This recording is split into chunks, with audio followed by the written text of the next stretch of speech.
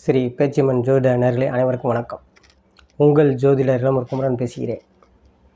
2025ஆம் ஆண்டு தை மாதம் மீனராசிக்கு உண்டான பலன்களை பார்ப்போம். இந்த வீடியோவை சப்ஸ்கிரைப் பண்ணுங்கள், லைக் பண்ணுங்கள், கமெண்ட் பண்ணுங்கள். மீனராசி நேயர்களே, 2025ஆம் ஆண்டு தை மாதம் ராசிநாதன் குரு 3இல் அமர்ந்திருப்பதும், ராசிக்கு 12இல் சனி இருப்பதும், ஜென்மத்தில் ராகு இருப்பதும் சற்று அதாவது டென்ஷனான இதுகளாக இருந்தாலும் நன்மைகள் ஏற்படும்.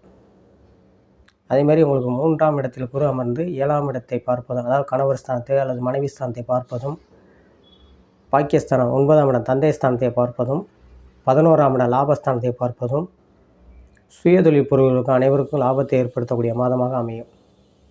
சுயதொழில்னா என்ன? அதாவது புதன் இருக்கிறார், கம்சன் அடிப்படையில் செய்யக்கூடியது அல்லது உணவு சார்ந்த துறைகளை சார்ந்தவர்களுக்கு நல்லாயிருக்கும். டீ கடை இந்த மாதிரி ஹோட்டல் ரெஸ்டாரண்ட் இந்த மாதிரி சம்மந்தப்பட்ட துறையில் இருப்பவர்களுக்கு நல்லாயிருக்கும். அதே இது 4இல் செவ்வாய் இருந்து 10ஆம் இடத்தை பார்ப்பது ரியல் எஸ்டேட்டு, கட்டட சம்மந்தப்பட்ட துறைகள், அதேமாதிரி மின்சார சம்மந்தப்பட்ட துறையில் இருப்பவர்களுக்கும் நல்ல முன்னேற்றங்களை உண்டாக்கும். ஜென்மத்தில் கேது இருப்பது கொஞ்சம் அலைச்சலை கொடுத்தாலும் முடிவில் லாபத்தை கொடுக்கும் மாதமாக அமையும். உத்தியோகத்தில் இருப்பவர்களுக்கு நல்ல சக ஊழியர்களையும் ஒத்துழைப்பு கிடைக்கும். அரசு சார்ந்த காரியங்களில் இருப்பவர்களுக்கு, அரசு வேலையில் இருப்பவர்களுக்கும் நல்ல ஒத்துழைப்பு கிடைக்கும். எல்லாத்துக்கும் அது ஆணாக இருந்தாலும் சரி, பெண்ணாக இருந்தாலும் சரி, வேலையில் உள்ள பெண்களுக்கும் நல்ல மாற்றங்களை முன்னேற்றங்களை உண்டாக்கும். ஒரு சிலர் படிக்கும் மாணவர்கள் வெளியூர் சென்று படிக்கக்கூடியதோ இல்லை வெகு தூரம் வெளி மாநிலங்கள் சென்று படிக்கக்கூடியதே ஏற்படுத்தும். ஆரம்ப கல்வி படிக்கும் மாணவர்கள் நல்ல மதிப்பெண் எடுக்கக்கூடிய இதை உண்டாக்கும். படிக்கும் மாணவிகளுக்கு நல்ல மதிப்பெண் கிடைக்கக்கூடிய மாற்றங்களை உண்டாக்கும். தந்தை மூலியம் நல்ல முன்னேற்றங்களை உண்டாக்கும். கணவனால் நன்மைகள் ஏற்படும், மனைவியால் நன்மை ஏற்படக்கூடிய யோகத்தை உண்டாக்கும். திருமண வயதில் உள்ளவர்களுக்கு ஆண் பெண் இருவருக்குமே இந்த மாதம் அடித்தள மாதமாக அமையும்.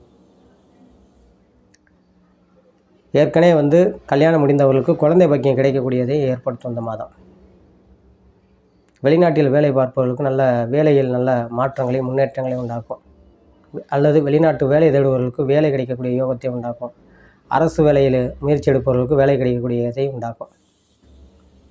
இந்த மாதம் தை மாதம் மீனராசி நேயர்களுக்கு அனைத்து துறையிலுமே நல்லாயிருக்கும்.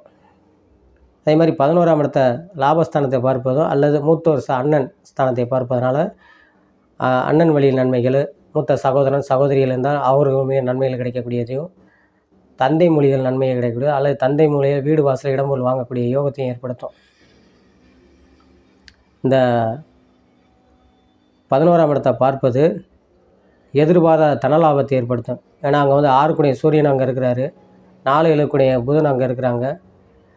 இதில் அட்டமாதிபதி சுக்கிரன் 12இல் மறைபெறுவதும் திடீர் யோகம், ஷேர் மார்க்கெட்டு, பங்குச்சந்தை இது மாதிரி போன்ற துறையில் ஈடுபட்டு இருப்பவர்களுக்கு நல்ல வருவாயை ஏற்படுத்தக்கூடியதையும் எதிர்பாராத தனலாபத்தையும் உண்டாக்கும். இந்த மாதம் நீங்கள் வணங்க வேண்டிய தெய்வங்கள் நரசிங்க பெருமாள் வழிபாடு பண்ணுவதும், சனிக்கிழமை ஆஞ்சநேயருக்கு விளக்கு போடுவதும் வெகு சிறப்பாக இருக்கும் என்று சொல்லி உங்களிடமிருந்து விடைபெறுகிறேன். ஜோதிட இளமுருக்குமரன். நன்றி, வணக்கம்.